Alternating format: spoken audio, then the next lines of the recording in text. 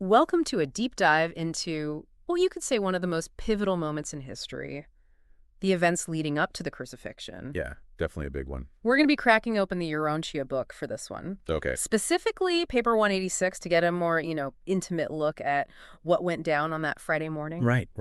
Because what's always struck me about this moment is this incredible human drama, kind of unfolding alongside these huge cosmic events. Mhm. Betrayal, despair, confusion. Yeah. And yet, amidst all of that, a sense of something larger at play. It's like a real emotional roller coaster. And it all kicks off with Judas, who finds himself wrestling with the weight of his betrayal. Right. He hands Jesus over, expecting what? A hero's welcome. Yeah, you'd think. A reward. Instead, he gets 30 pieces of silver, which is like the price of a slave. Not exactly what he was hoping for. No, not at all. It's more than the money, though. Right. Imagine the sting of the Sanhedrin's dismissal. I mean, these Yeah. are the religious leaders. Right. These are the keepers of the faith, and they basically treat him like dirt. Yeah. You can almost feel the weight of that rejection, like the realization that he totally misjudged the situation. Yeah.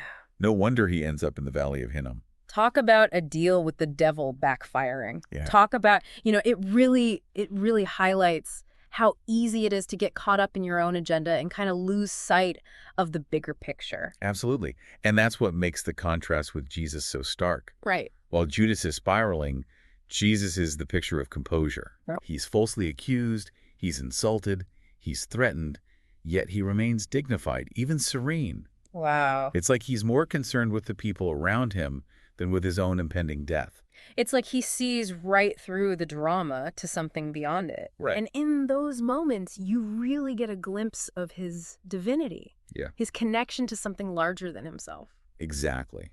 A level of peace and understanding that most of us, well, we can only dream of, right? Yeah. Especially when you're facing those kinds of circumstances. But then you've also got this other fascinating reaction. Okay. We see it in David Zebedee. Okay. Talk about a proactive guy. Right. While everyone else is paralyzed by fear and uncertainty, David, he springs into action. David's like the ultimate pragmatist. He's setting up messenger networks like a one-man news agency, making sure everyone's in the loop. It's almost comical when you think about it. Everyone else is deep in mourning, and David's getting a head start on planning Sunday's resurrection party. And you know what's interesting? What's that? It speaks to a level of faith that many of the other disciples, they haven't quite grasped yet. He doesn't fully understand it. Right. But when Jesus says he'll rise again on the third day, David, he takes it to heart. He's ready come Sunday for whatever happens. It's a good reminder that even in those dark moments, there's always a little bit of hope, a little bit of, okay, what's next?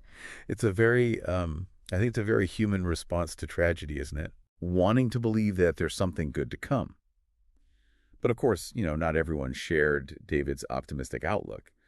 As we follow Jesus to Golgotha, the mood kind of shifts dramatically. Yeah, you can practically feel the weight of the moment pressing down Right. as he's handed over to the Romans.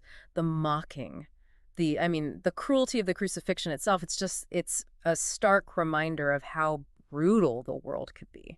Yeah, and, crucifixion was designed to break the human spirit. Right. To make an example of those who challenged Roman authority.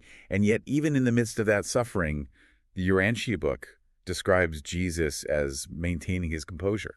It's incredible. There's even that incredible detail about one of the thieves crucified alongside him, the one who recognizes Jesus from previous encounters. Oh, wow. Yeah. Can you imagine that? Imagine that moment of recognition, right? Even in the throes of death. I mean, it really speaks volumes about the impact Jesus had on those he encountered. Yeah. Even if they weren't his devoted followers.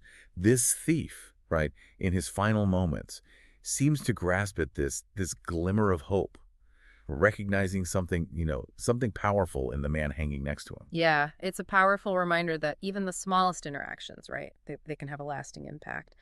And speaking of impact, the Urantia book makes a point of clarifying something about the timing of Jesus' death. Okay. that I always found so fascinating. You know how it's this common belief that Jesus' death was directly tied to Passover? Right. That it was some kind of preordained sacrifice. Like it was planned. Right.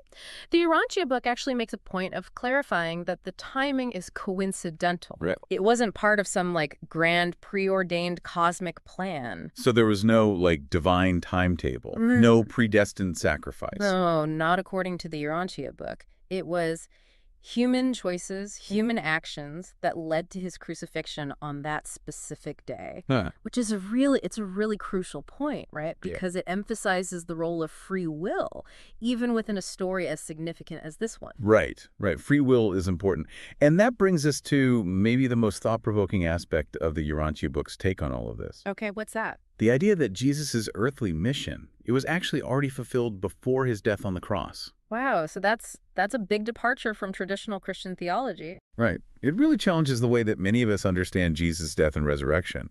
I mean, for centuries we've been taught that his death was the pivotal moment, right? Yeah. The ultimate sacrifice for the sins of humanity. But the Urantia book kind of throws a curveball, suggesting that while his death was profoundly significant, it wasn't strictly necessary for our salvation. So if Jesus' death wasn't like the be-all, end-all of his mission, then, well, what was? That's the million-dollar question, right? And this is where the Urantia book really seems to emphasize the importance of faith and something it calls sonship with God. Okay, break that down for me. What does that even mean in this context? Sonship with God. So it's about recognizing that spark of divinity within each of us. Right. It's about this idea that we are all children of God, capable of experiencing that same connection that Jesus had. Okay. His life, his teachings, his very being. It was all about showing us the path to that connection. So you're saying that his death, while a powerful symbol, it's not the only way to achieve that. Right. It's less about like a transaction, like Jesus died for your sins, and more about this transformation, this inner awakening to our own potential, to our own divinity. Wow. It's a challenge for sure, but an incredibly inspiring one. Yeah.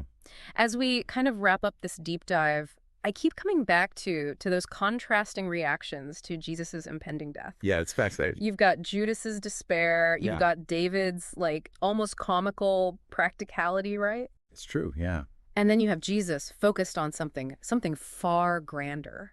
It's like a microcosm of humanity, isn't it? Like faced with the unknown, and you see fear, denial, you see this strange sense of hope. Yeah. All playing out against this backdrop of cosmic significance. Yeah, it's a good reminder that even in the face of these extraordinary events, it's our individual responses, our choices that really shape our experience. That's powerful. And that brings us to our final thought for you to ponder today. If Jesus's death wasn't a necessary sacrifice, what does his life and his willingness to die in this way, what does it tell us about the nature of God? About humanity's relationship to the divine? Ooh, that's a big one. Yeah. That's a question that's been debated for centuries. Right. Does it demonstrate like the boundless love of a God who would walk among us experiencing this full spectrum of human emotion and suffering?